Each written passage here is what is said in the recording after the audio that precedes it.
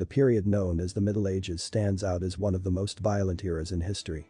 This epoch, lasting roughly 1,000 years, from the 5th century to the 15th, was a time of great inequality and brutality in much of Europe. Join us. What strikes the most, in considering the medieval tortures, is not only their diabolical barbarity, but also the extraordinary variety, and what may be termed the artistic skill, they displayed. They represent a condition of thought in which men had pondered long and carefully on all the forms of suffering, had compared and combined the different kinds of torture, till they had become the most consummate masters of their art, had expended on the subject all the resources of the utmost ingenuity. The brazen bull was a hollow brass statue crafted to resemble a real bull. Victims were replaced inside, usually with their tongues cut out first. The door was shut, sealing them in. Fires would then be lit around the bull. As the victim succumbed to the searing heat inside, he would thrash about and scream in agony. The movements and sounds, muted by the bull's mass, made the apparatus appear alive, the sounds inside like those of a real bull. This effect created additional amusement for the audience and served the added benefit of distancing them from the brutality of the torture, since they couldn't directly see the victim. Legend has it that this device was invented by a Greek named Perillus for a tyrant named Phalaris of Agrigentum. Expecting a handsome reward for his creativity, Perillus instead became the first person placed inside the brazen bull. By some reports, Phalaris himself became an eventual victim of the bull when his subjects grew tired of his mistreatment. Thumbscrews represent a very insidious form of torture. You weren't likely to die from their use, but they created unendurable agony. The device consisted of 3 upright metal bars, between which the thumbs were placed. A wooden bar slid down along the metal bars, pressing the thumbs against the bottom. A screw pressed the wood bar downward, crushing the thumbs painfully. The thumbscrews were an elaboration of an earlier device, known as the pillowinks, which could crush all 10 fingers and resembled a nutcracker. Thumbscrews supposedly originated with the Russian army as a punishment for misbehaving soldiers. A Scottish man brought a set home with him and introduced them to the United Kingdom. The rack was used throughout Europe for centuries. It came in many forms, but here's the basic idea. The victim is tied down while some mechanical device, usually a crank or turning wheel, tightens the ropes, stretching the victim's body until the joints are dislocated. Continued pressure could cause the limbs to be torn right off. Such torture was known as being broken on the rack, racked, or stretched on the rack. It could be combined with other forms of torture to make things even more painful. In one story, a Christian youth was tied to a wheel and his joints destroyed by the stretching. A fire was lit beneath the wheel, adding to the torture. Eventually, the fire was extinguished by the downpour of blood as the victim's limbs were torn free. One type of rack was known as the horse. It was a wooden device that vaguely resembled an actual horse in shape. The victim was tied to a beam on the top, facing up. Pulleys below tightened ropes affixed to the victim's hands and feet. He or she was stretched until his or her joints dislocated, then left there slackened and allowed to hang underneath the horse, while an inquisitor or judge questioned the victim and tried to get a confession. Torquemada, the infamous torturer of the Spanish Inquisition, was known to favor a stretching rack known as a potoro. Wheels were adapted to many torturous uses. They could be part of a stretching rack, but medieval torturers were far too creative to leave it at that. Early torturers were fond of tying someone to a large wooden wheel, then pushing it down a rocky hillside. A more elaborate method involved a wheel mounted to an A-frame that allowed it to swing freely. The victim would be tied to the wheel and then swung across some undesirable thing below. Fire was always a good choice, but dragging the victim's flesh across metal spikes also worked well. The wheel itself could also have spikes mounted on it, so the pain came from all directions. Instead of swinging, the wheel might turn on an axle. The difference was likely immaterial to the victims. One of the most horrible wheel tortures was akin to crucifixion. The victim would have the bones in all 4 limbs broken in 2 places by strikes from an iron bar. Then, the shattered limbs were threaded through the spokes of a large wheel. Finally, the wheel would be attached to the top of a tall wooden pole and left out in the sun for days. The victim might be alive for hours, enduring the agony of his or her mangled arms and legs and the relentless sun, not to mention the attentions of crows.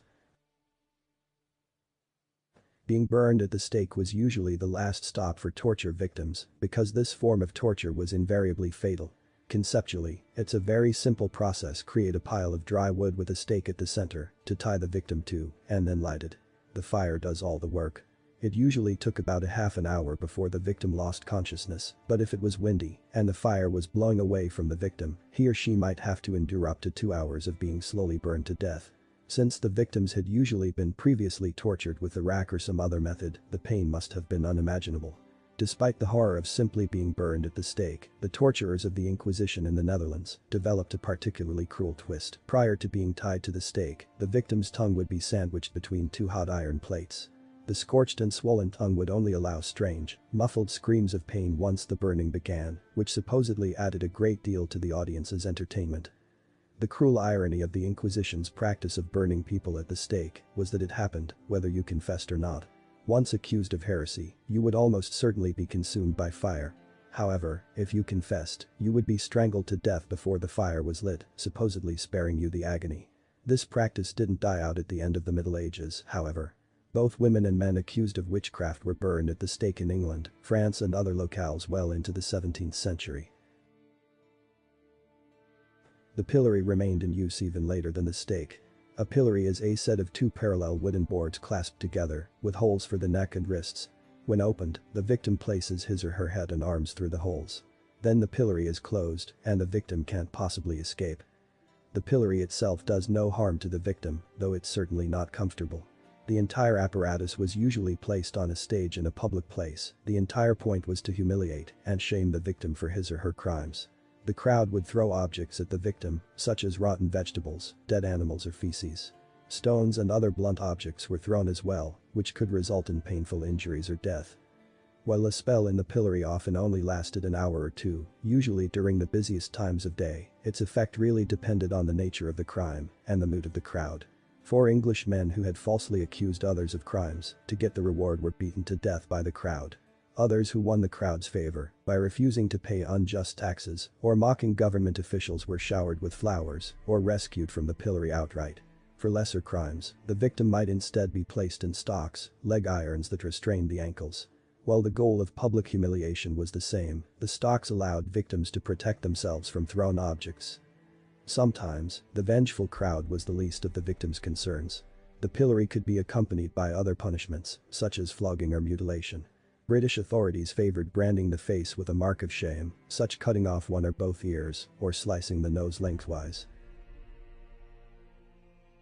The Iron Maiden is a device so fiendish it was once thought to be fictional. It's an upright sarcophagus with spikes on the inner surface. Double doors open on the front, allowing entrance for the victim. In one example, 8 spikes protruded from one door, 13 from the other. Once the victim was inside, the doors were closed. There, the strategically placed spikes would pierce several vital organs. However, they were relatively short spikes, so the wounds wouldn't be instantly fatal. Instead, the victim would linger and bleed to death over several hours. To add to the abject horror of it all, 2 spikes were positioned specifically to penetrate the eyes. In the 1800s, researchers found one in a castle in Nuremberg, Germany, and documented proof of its use later surfaced. For this reason, this device is sometimes known as the Iron Maiden of Nuremberg. Other names included the Virgin and, in German, Jungfer. A variation found in Spain was made to look like the Virgin Mary and had machinery that, when manipulated, caused her to hug the victim close to her spikes. The Scavenger's Daughter was invented by, and named after, a Brit named Skevington. It is alternately referred to as Skeffington's gyves. The apparatus consists of a hoop of iron with a hinge in the middle. The victim was forced to crouch on one half of the hoop, while the other half was pivoted and placed over his back. Imagine being placed into a giant set of iron dentures. The torturer would use a screw to tighten the hinge, crushing the victim further and further into his involuntary crouch. Eventually, ribs and breastbone would crack, and the spine could be dislocated. Sometimes the compression was so great that blood would gush from the fingertips and face. This tool was used against people accused of high treason during the reign of Queen Elizabeth I of England. Torturers seemed to reserve special horrors for women. Surprisingly, few torturers had any reservations about torturing women. In fact, women-only tortures often seemed especially cruel and were designed to destroy specific aspects of femininity. In medieval England, differing torture practices were virtually codified. Male criminals were hanged, while women faced the drowning pits. The practice of torturing women sexually extends back to Roman times, and surely even before then. Female victims were given to soldiers to be raped or sent to brothels. They might be tied up or paraded through public streets naked. These public humiliations were sometimes followed by bizarre sexual mutilations. Torturers had a strange fixation on breasts, which were burned, branded or simply amputated. Worst of all was a device known as the breast ripper. It was a metal claw that pierced the flesh of the breast.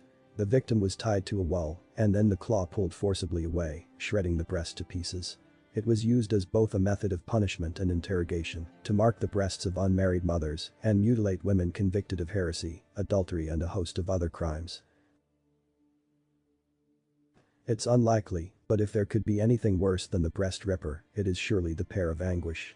This was a pear-shaped device, with the body of the pear made up of 4 metal leaves joined by a hinge at its top and a key or crank on one end. The pear was inserted into the vagina, rectum or throat, depending on the nature of the crime committed. The oral device was reserved for heretics, while the anal and vaginal pears were used on homosexuals and witches, respectively. Turning the key opened the leaves, causing massive internal damage. The device was rarely fatal, but other methods of torture would usually follow. Also called the Judas chair, this Italian invention was particularly cruel. Using ropes, a prisoner would be lowered above the pyramid-shaped seat with the point inserted into the rectum or vagina. Victims would be tortured by intense pressure and stretching of the orifice, resulting in permanent damage. In many cases, the victim would succumb to rips in the muscle tissue that would later become infected. Weights would be added to facilitate the effect, often resulting in death by impalement. A similar device, called the Spanish donkey or wooden horse, achieved a similar effect. Victims straddled the triangular horse and were forced to place their full body weight on their crotch, which rested on the point of the angle. This torture device was used extensively during the Middle Ages. Victims would be placed onto the chair, which featured hundreds of sharp spikes, followed by the progressive tightening of iron restraints, forcing the spikes deep into the flesh. This could go on for hours, sometimes days. The spikes did not penetrate vital organs and blood loss was minimized, at least until the person was released from the chair. Death often followed. The iron chair was often used as a psychological instrument of torture. Victims would often confess after being forced to watch other prisoners being tortured by the device. Rats have also been employed to perform torture. There were many variants, but a common technique was to force a starving rat through a victim's body, usually the intestines, as a way to escape. To make it work, prisoners were completely restrained and tied to the ground or any horizontal surface. A rat was then placed on the stomach covered by a metallic container, which was gradually heated. The rat began to look for a way out, which inevitably meant through the victim's body. Digging through the body usually took a few hours, resulting in a painful and gruesome death. Popular during the Inquisition, this device consisted of 2 spiked wood blocks which were placed in front of and behind the knee. The blocks, which were connected by 2 large screws, would be turned and made to close towards each other, destroying the knee underneath. The technique would render the knees useless. The number of spikes on the blocks varied from 3 to 20, often depending on the nature of the crime and the status of the prisoner. If you enjoyed the video you watched, please like, comment and subscribe. Dislike it if you dislike it. See you soon.